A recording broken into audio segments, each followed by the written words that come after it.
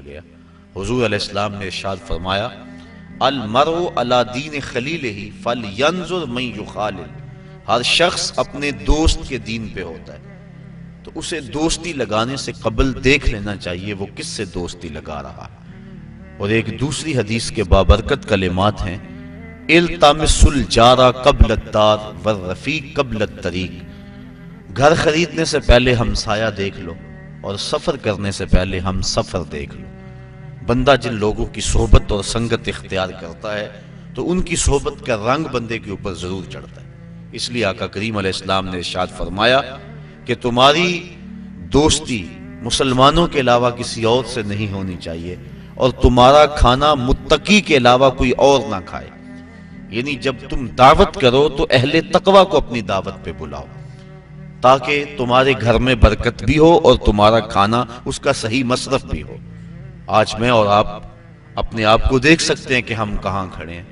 نماز میں روزانہ دعائے قنوت پڑھتے ہوئے ہم کہتے ہیں وَنَخْلَعُ وَنَتْرُكُ مَن يَفْجُرُكَ، اے اللہ جو تیرے حکموں کو توڑے گا، تیری نافرمانی کرے گا، ہم اس کو ترک کر دیں گے، اس سے کوئی تعلق نہیں رکھیں گے۔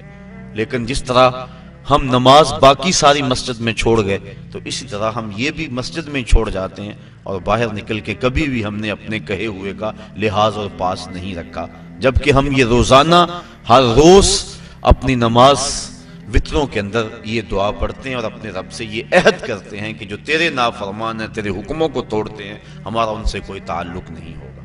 تو ایک روایت کے کلمات ہیں، فرمایا کہ اگر صدقہ دینے کے لیے کچھ نہ ہو فَلْيَلْعَنِ الْيَهُودِ، تو یہودیوں پر لعنت بھیجو، اللہ تمہیں صدقے کا ثواب عطا فرما دے گا۔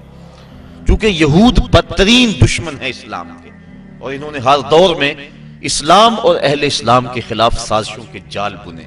کابل سے کندھار تک، قلعہ جنگی سے دشت لیلہ تک، تورا بورا سے تکریت تک، موصل سے بغداد تک، جاوا کے ساحل سے لے کر رباط کے کوچہ و بازار تک، القدس سے کشمیر تک، نیل سے کاشغر تک، پوری دنیا کے اوپر اہل اسلام کے اوپر ظلم کی جو سیارات پھیلی ہے، ذرا دیکھیے کہ اس کے اسباب کیا ہیں۔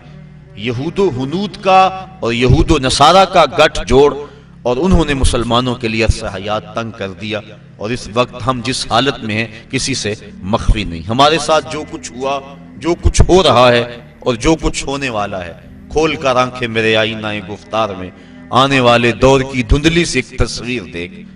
جو کچھ ہوا اس کا پیش منظر اگر دیکھیں پس منظر کے حوالے سے تو وہ بڑا بھیانک اور خطرناک ہے۔ ہماری شارکیں کاٹی گئی، اور جب سارا خون بہ گیا تو وہاں پٹرول بھرا گیا۔ جب پھیپھڑے پٹرول سے بھر گئے تو ان لاشوں کو آگ دی گئی، اور جب وہ اچھلتے تھے رگ سے بسمل کے تماشے کرتے تھے تو امریکی گنڈے کہہ لگاتے تھے۔ یہ کل کی کہانی ہے۔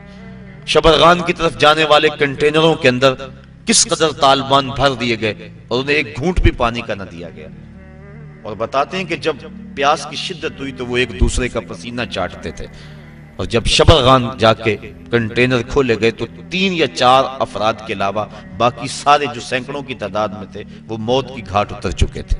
وہ تو ہمارے ساتھ یہ سلوک کریں اور ہم ان کے ساتھ دوستیوں کی پینگیں بڑھائیں، یہ قطعاً گنجائش نہیں ہے۔ اسلام نے واضح طور پہ ہمیں پیغام اور حکم دیا، اور قرآن کے الفاظ اور قرآن کے بابرکت حروف ہمیں نور دے رہے ہیں اور ہمیں زندگی گزارنے کا ڈھب دے رہے ہیں۔ یا ایھا الذین آمنوا، اے ایمان والو، لا تتخذوا اليہود والنصارى اولیاء، یہود و نصارہ کو کبھی بھی دوست نہ بنانا۔ بعضهم اولیاء بعض، یہ ایک دوسرے کے دوست ہیں۔ ومن یتولہم منکم، تم میں سے جو ان کے ساتھ دوستی رکھے گا، فإنہ منہم، تو اس کا شمار